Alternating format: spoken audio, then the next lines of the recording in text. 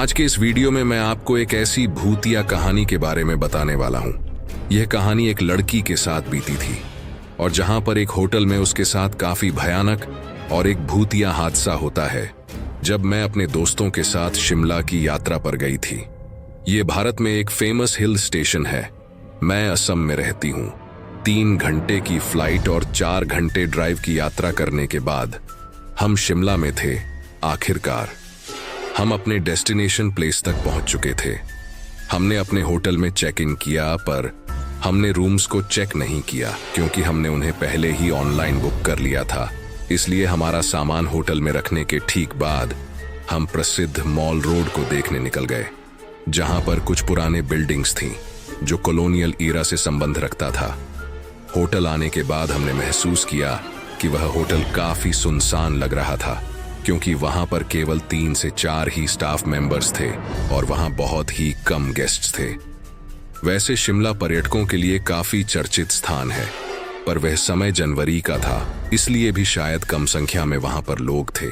मैं अपने बॉयफ्रेंड के साथ एक ही कमरे में रुकी और हमने रात के खाने का ऑर्डर देने का निश्चय किया। पर जैसे ही मैंने रिसेप्शन पर कॉल लगाई तो मैंने एक स्टैटिक साउंड को महसूस किया। ऐसा लग रहा था कि जैसे किसी ने फोन उठा लिया है और वह कुछ कह रहा है, पर किसी कारण उसकी आवाज सुनने योग्य ही नहीं है। मैंने फिर फोन लगाया, पर तब भी पहले जैसा ही हुआ। तब मेरा बॉयफ्रेंड खुद रिसेप्शन पर गया, पर वहां पर कोई भी नहीं था। उसने मुझसे पूछा कि तुम रात के खाने के लिए बाहर चलना चाहोगी। हालांकि मैं नहीं जाना चाहती थी क्योंकि बाहर ठंड थी, पर मुझे काफी भूख लगी थी, इसलिए हमें बाहर जाना पड़ा। हमारे दोस्तों ने शाम के समय खाना खा लिया था, इसलिए उन्होंने वहीं रहने का फैसला किया। जब हम वापस होटल लौटे तो हमने देखा कि होटल का रिसेप्शन अभी भी खाली था। हमने सोचा कि शायद यह होटल सस्ता होने के कारण यहाँ की हॉस्पिटैलिटी इतना अच्छा नहीं है। मैं फ्रेश होने के लिए वॉशरूम गई। अंदर मैंने वॉशरूम के दरवाजे पर हल्की हल्की सी दरवाजे को खटखटाने की आवाज सुनी, तो मुझे लगा कि यह मेरा बॉयफ्रेंड होगा। तो मैंने उससे कहा कि 2 मिनट रुको, पर दरवाजे पर खटखटाने की आवाज आती रही। तो मैंने दरवाजे खोलकर उससे कहा कि तुम्हें क्या समस्या है।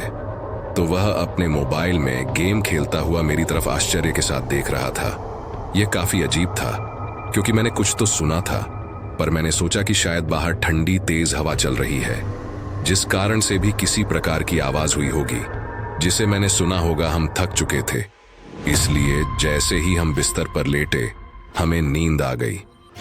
ठीक आधी रात के समय मुझे ठंड लगने लगी। जैसे ही मैं उठी तो मैंने उठकर देखा कि ब्लैंकेट मेरे ऊपर नहीं था।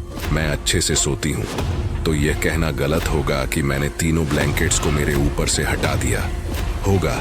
रात के 2 बज रहे थे। मैं बाथरूम में गई, पर जैसे ही मैं अपने हाथ धो रही थी कि तभी मैंने एक आवाज सुनी और एक सिक्का मेरी तरफ लुढ़कते हुए आ रहा था। मैं आश्चर्यचकित थी। एक क्षण के लिए मैं उसी जगह पर जम गई। मैं हिल नहीं पा रही थी। मैंने फिर से दरवाजे पर उन्हीं हल्की हल्की दरवाजे को खटखटाने की आवाज सुनी। इस क्षण मैं चिल्लाना चाहती थी। मैंने अपनी आंखें बंद की और मैं प्रार्थना करने लगी। बाद में जब मैंने उसे सब कुछ बताया तो उसने बाथरूम को चेक किया और उसे वो सिक्का मिल गया, पर इस बात का पता नहीं चला कि वो आया कहां से था। मैं पूरी तरह से डर गई थी, पर मेरे बॉयफ्रेंड ने किसी तरह मुझे समझाया और कहा कि आज रात हम यहाँ रह लेते हैं और कल सुबह होटल बदल लेंगे या अगले दिन। बाथरूम का इस्तेमाल करते समय मैंने दरवाजे को खुला रखा। रिसेप्शन पर कुछ स्टाफ मेंबर्स थे।